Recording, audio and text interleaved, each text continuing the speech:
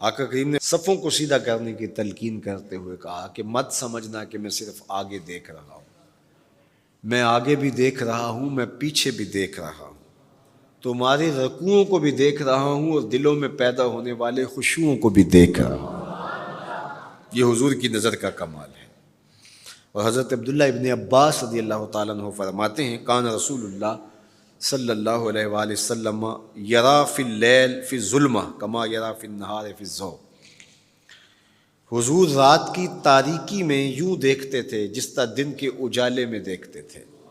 میں نہیں دیکھ سکتا، یہ دیکھو یہ روشنیاں ہیں، یہ لائٹیں لگی ہوئی ہیں اور میں یہاں سے دیکھ رہا ہوں، اگر یہ چراغاں ختم ہو جائے، یہ روشنیاں بجھ جائیں تو وہ دور چیزیں لکھی ہوئی ہیں وہ تو دکھائی نہیں دے گی، یہ کتاب میری جھولی میں بھی ہوگی میں پھر بھی نہیں دیکھ سکوں گا، اس لیے کہ میری آنکھیں نور ہیں، لیکن یہ اتنی دیر تک نہیں دے سکتی جب تک یہ خارج کی روشنی بھی موجود نہ ہو۔ لیکن حضور سراپا نور ہیں، حضور ظلمت میں بھی دیکھتے تھے، روشنی میں بھی دیکھتے تھے۔ چونکہ میری آنکھیں ان روشنیوں کی محتاج ہیں، کائنات کی ساری روشنیاں شمس و قمر بھی میرے حضور کے محتاج ہیں، اس لیے حضور علیہ الصلوۃ والسلام شمس و قمر کی روشنی کے محتاج نہیں تھے۔ حضور کی مبارک آنکھیں جو ہیں وہ اندھیرے میں بھی دیکھتی تھیں اور حضور کی آنکھیں روشنی میں بھی دیکھتی تھیں۔ آقا کریم علیہ السلام نے ایک موقع پہ ارشاد فرمایا وَإِنَّ مَوْعَدَكُمُ الْحَوْضُ وَإِنِّي لَأَنظُرُ إِلَيْهِ مِن مَقَامِي هَٰذَا، بخاری مسلم باقی کتب حدیث میں موجود ہے۔ فرمایا کہ تمہارا جو حوض کوثر پر وعدہ ہے جہاں میں تمہیں جام بھر بھر کے دوں گا، فرمایا میں یہاں کھڑا ہوں اور یہاں کھڑے ہو کے اس کو دیکھ رہا ہوں۔ حضور یہاں کھڑے ہیں اور وہاں دیکھ رہے ہیں۔ ایک دن حضور صلاۃ الاستسقاء پڑھا رہے تھے، جب بارش نہ ہو رہی ہو تو اس کی جو نماز پڑھائی جاتی ہے اللہ کے حضور دعا کرنے کے لیے تو اس کو صلاۃ الاستسقاء کہا جاتا ہے۔ ام المومنین سیدہ عائشہ رضی اللہ تعالیٰ عنہا سے مروی ہے۔ تو نماز پڑھاتے پڑھاتے حضور نے ہاتھ آگے کیا پھر پیچھے کھینچ لیا، تو عمومی طور پہ ایسا نہیں ہوتا۔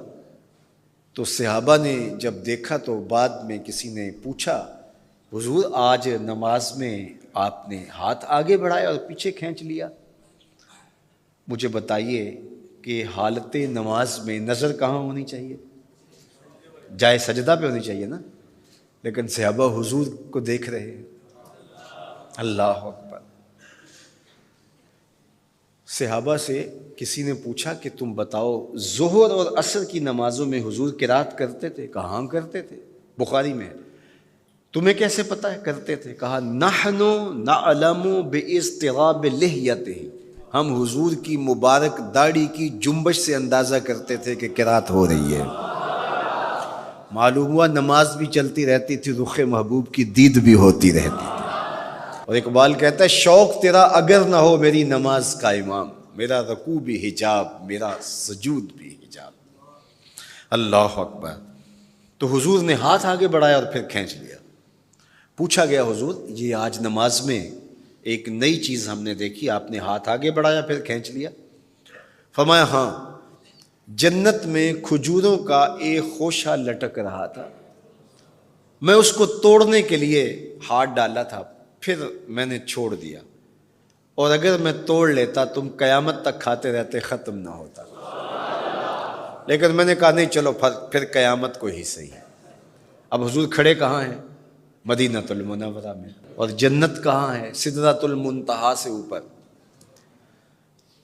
سر پٹ گھوڑا دوڑے اور تیز رفتار گھوڑا، تازی گھوڑا، 500 سال دوڑنے کے بعد پہلے آسمان تک پہنچے، پھر اتنی موٹائی آسمان کی، پھر دوسرا آسمان، پھر تیسرا آسمان، درمیان میں پھر خلائیں بھی، پھر وہاں سے 7 آسمانوں کے بعد کہیں سدرۃ المنتہا، اور قرآن بتاتا ہے کہ جنت بھی سدرۃ المنتہا کے پاس ہے، پھر آگے جنت، اور جنت کے جو درخت ہیں وہ 70,000 سال کی اونچائی پر ہیں، وہاں لٹکتی ہوئی کھجوروں کے خوشے، اور حضور علیہ السلام نے یہاں کھڑے ہو کے ہاتھ بڑھایا اور وہاں حضور کا ہاتھ پہنچ گیا۔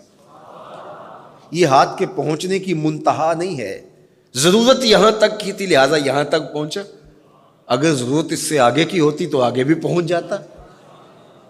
تو حضور کا ہاتھ یہاں سے یہاں تک پہنچا. یہ حدیث پاک میں نا، میں اور آپ ہاتھ اٹھائیں تو ہمارا ہاتھ کہاں تک پہنچتا ہے؟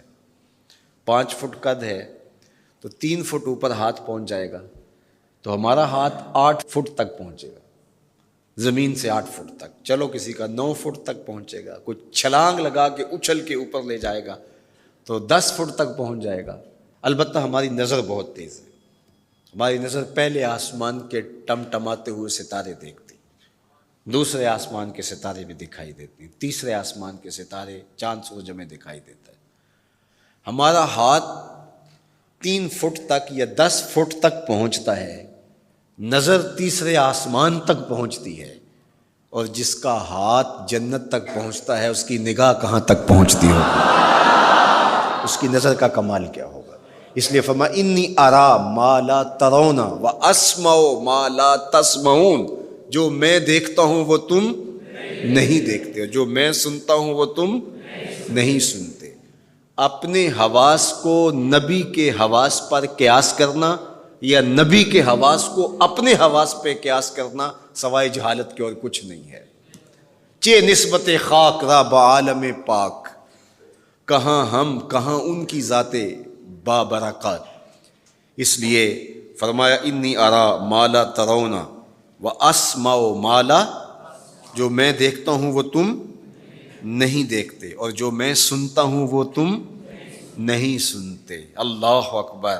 ہماری آنکھیں تو چمکتے ہوئے سورج کو دوپہر کے وقت نہ دیکھ پائیں، چندھیا جائیں، آنکھوں میں پانی اترنے لگے، اور محبوب کی آنکھیں بے حجاب دیدار رب کریں. اور قرآن کہے ما زاغ البصر وما، آنکھ چندھیائی بھی نہیں اور حد ادب سے تجاوز بھی نہیں کیا.